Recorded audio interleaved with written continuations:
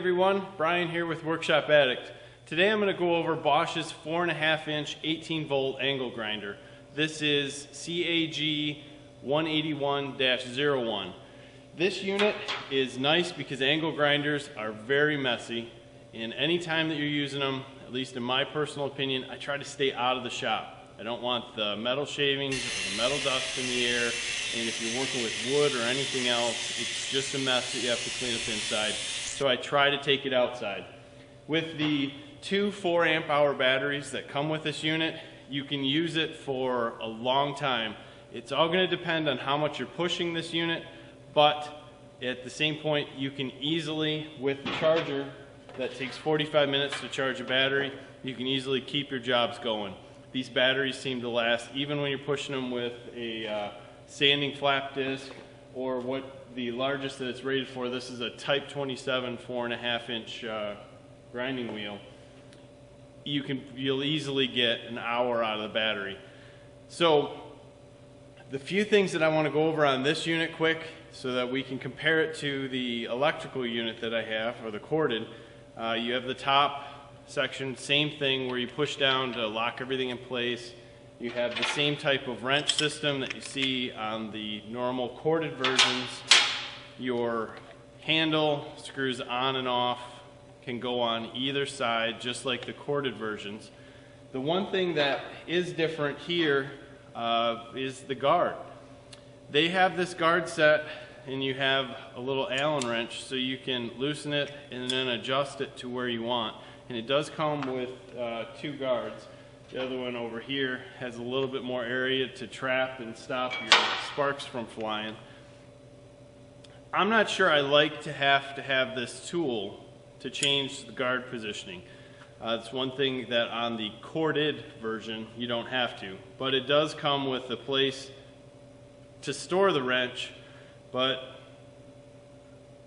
I'm not a fan of that either. It seems like it's somewhat in the way, but at least it's there. There is a rubber that's very nice and soft to hang on to. Even with gloves, it seems to grip your gloves well, sticks into place. Bosch has a system in here that monitors the battery, monitors the motor, makes sure the motor doesn't overheat. If anything starts to overheat, it'll shut the whole unit down.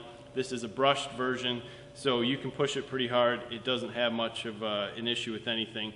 You have vents on both sides to keep the unit cool. And while using it, Bosch says this is one of the lightest, most powerful units out. So it is only 5 pounds. So when you take that into consideration, you can work with it all day. I do notice that when I pushed it with the largest grinding bit a little bit, I can get it to stop if I really just push on it. And I push a lot harder than I need to. But at the same point, with an electric one, I think I'd have a little bit more torque. But this can easily get any job done. Cutting with the cutting wheel, zero issue at all.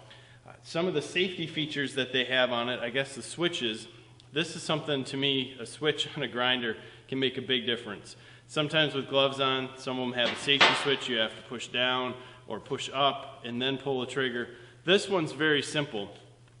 You have a momentary on-off just by pushing it forward, and if you want a constant on, you push it forward and push the front down. Now, Bosch put a system in here that if you happen to be using it continuous use and you wear out your battery, you pop the battery out and pop a new one back in, the unit won't stay running, which very nice. So the unit loses power and the switch is still on. You put your battery back in, you got to pop it off.